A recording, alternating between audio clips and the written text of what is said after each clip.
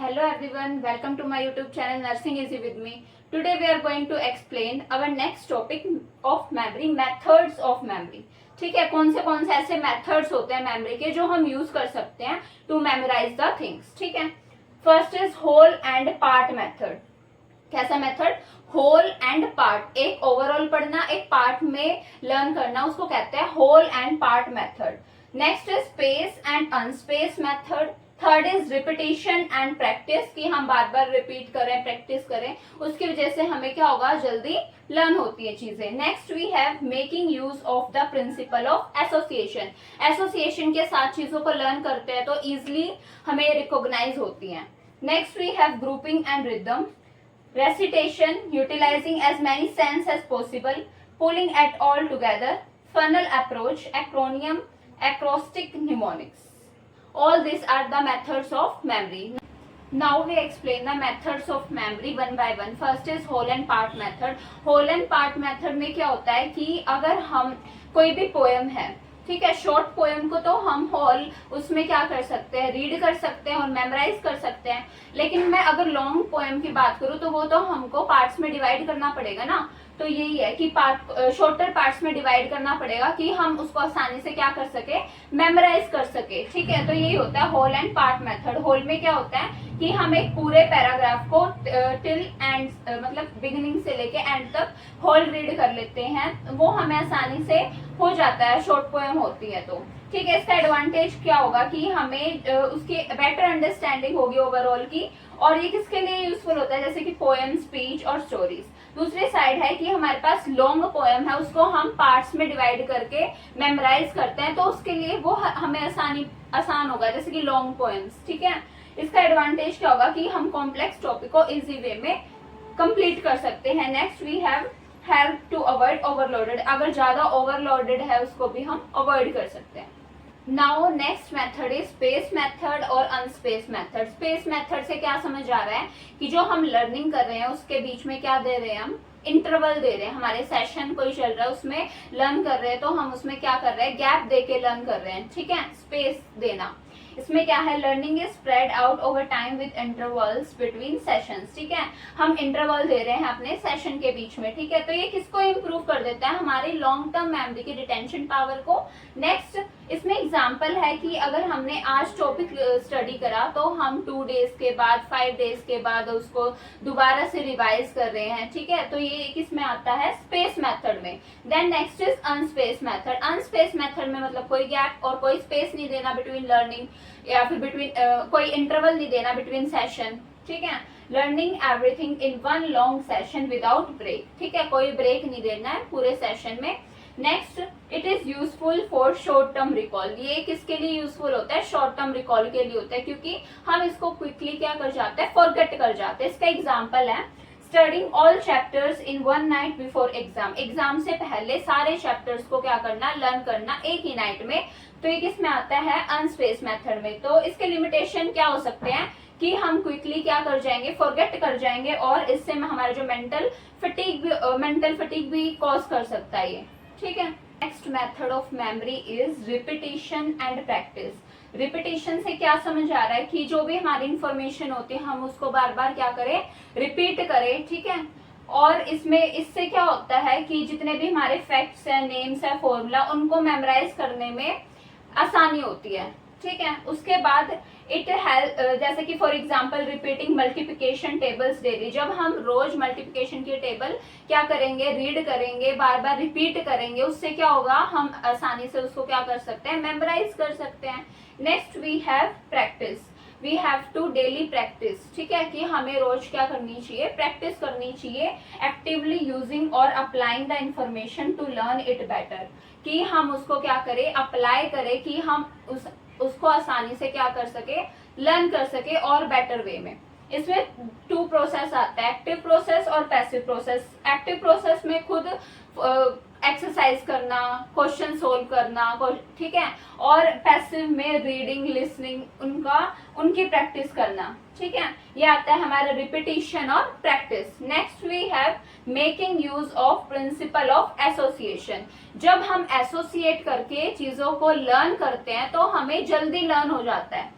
ठीक है। उसमें एक ऐसा मेथड है मेमोरी का where new information is linked with already known, कि हमारी न्यू इन्फॉर्मेशन किसके साथ लिंक्ड कर देते हैं, जो हमें पहले से पता है, known information to make it easier to remember, कि हम उसको आसानी से क्या कर सके, रिमेम्बर कर सके।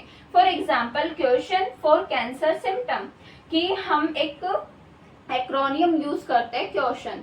इसमें क्या होता है, सी से आता है changes in bowel and bladder, ठीक है। उसके बाद आता है ए से असोर, यू से आता है अनयूजुअल ब्लीडिंग, टी से आता है हमारा थिकनिंग ऑफ द मोल, आई से आता है इंजेक्शन, उसके बाद ओ से आता है obvious change in the mole, N से आता है नैगिंग कफ, ठीक है। तो ये सारा, ये जो हमारा एक्रोनियम है क्वेश्चन, ये किसके लिए यूज करा गया है, कैंसर सिम्टम के लिए, ठीक है। तो ये ऐसे बताया गया है कि जब हम रिलेट करके चीजों को लर्न और मेमोराइज करते हैं तो हमें जल्दी हो जाता है। ये हमारे repetition and practice method of memory. Next we have making use of principle of association. Next method of memory is grouping and rhythm. Grouping और रिदम दोनों ही किसको फैसिलिटेट करते हैं, लर्निंग को, और किस में हेल्प करते हैं, मेमोराइजिंग में। इसका एग्जाम्पल है जैसे कि टेलीफोन नंबर है हमारे पास, हम उसको ग्रुप में अगर लर्न करें तो हम जल्दी से उसको लर्न कर सकते हैं और रिकॉल कर सकते हैं। फॉर एग्जाम्पल ये है 5673423347, तो हम इसको ऐसे ग्रुप में 567 को एक साथ, 342 को एक साथ, मतलब अगर हम ग्रुप में चीजों को लर्न करें तो हमें इजिली लर्न हो जाता है और मेमोराइज और रिकॉल इजिली वे में कर सकते हैं।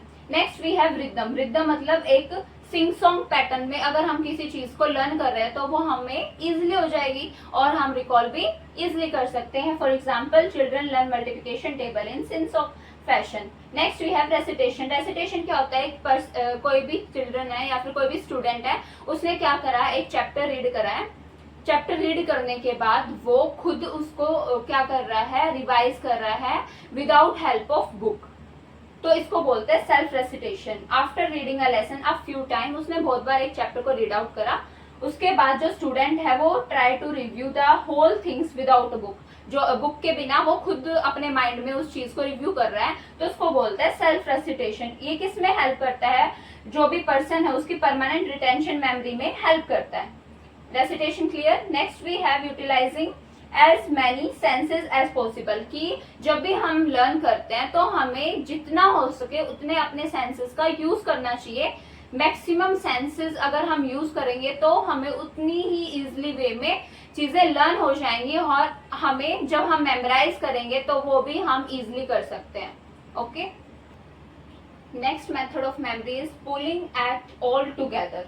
पुलिंग एट ऑल टुगेदर का मतलब होता है कि हम जो भी चीजें, इंफॉर्मेशन जो भी गेन कर रहे हैं उनको एक ऑर्गेनाइज्ड मैनर में कर लें, ऑर्गेनाइज कर ले और ऑर्डरिंग कर ले इंफॉर्मेशन की, जिससे हमारी जो मेमोरी है वो भी क्या हो जाए, इम्प्रूव हो जाए। ठीक है, कि एक ऑर्डर में चीजों को लर्न करना और उसको जब मेमोराइज करेंगे तो वो इजिली हो जाए, उससे हमारी जो मेमोराइजिंग पावर है वो इम्प्रूव हो जाती है।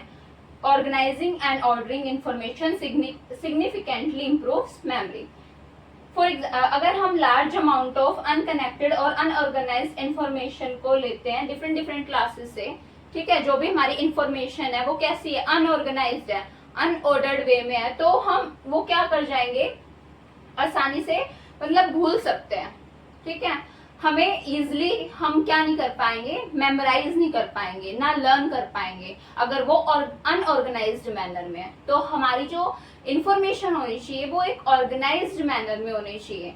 ठीक है, इसमें क्या है, by organising and adding meaning to material prior to learning. Learning से पहले जब हम अपनी इंफॉर्मेशन को एक ऑर्गेनाइज्ड वे में कर देते हैं और उसमें मीनिंग डाल देते हैं, तो लर्निंग से पहले तो हमें आसानी से क्या हो जाती है, वो स्टोर हो जाती है और जब भी हमें उसको रिकॉल करना है हम कर सकते हैं।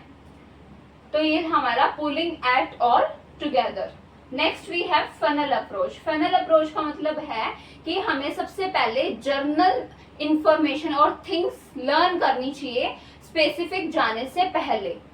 ठीक है, कि हमें फर्स्ट लर्न करना चाहिए जर्नल कंसेप्ट, जिसमें हमारी जो जितनी भी डिटेल है वो हमें क्या मिल जाए, उसकी इंफॉर्मेशन मिल जाए, उसके बाद हमें स्पेसिफिक चीजों पे जाना चाहिए। इसने फनल अप्रोच में ये है। First we have to apply और use general information, general things, then we go to a specific one.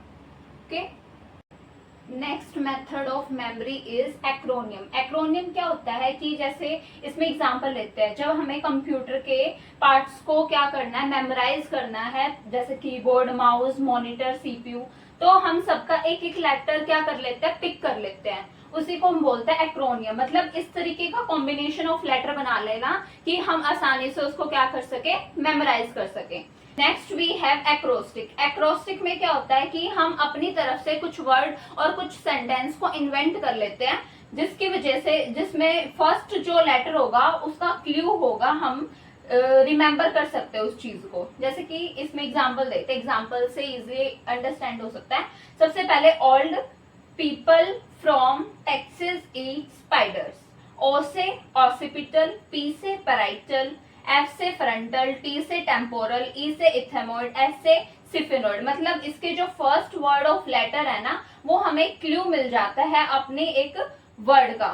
ठीक है, अपनी तरफ से कुछ भी वर्ड्स इन्वेंट कर लेते हैं। इसमें हम क्या रिमेम्बर कर रहे हैं, क्रेनियल बोन्स, क्रेनियल बोन्स को रिमेम्बर कर रहे हैं ना, ऑसिपिटल, पैराइटल।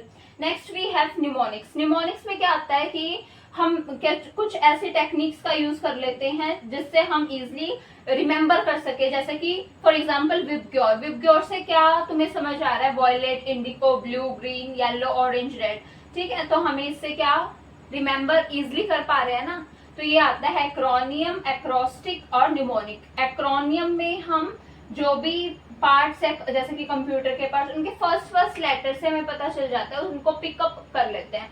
ऐसी एक्रोस्टिक में होता है हम कुछ सेंटेंस खुद से कुछ एक वर्ड बना लेते हैं, उसकी वजह से हम उसको लर्न कर सकेंगे, इजिली मेमोराइज कर सकेंगे। न्यूमोनिक्स में भी सेम होता है। ठीक है, all this are the methods of memory. Thank you for watching my video. Please like, share, comment and subscribe.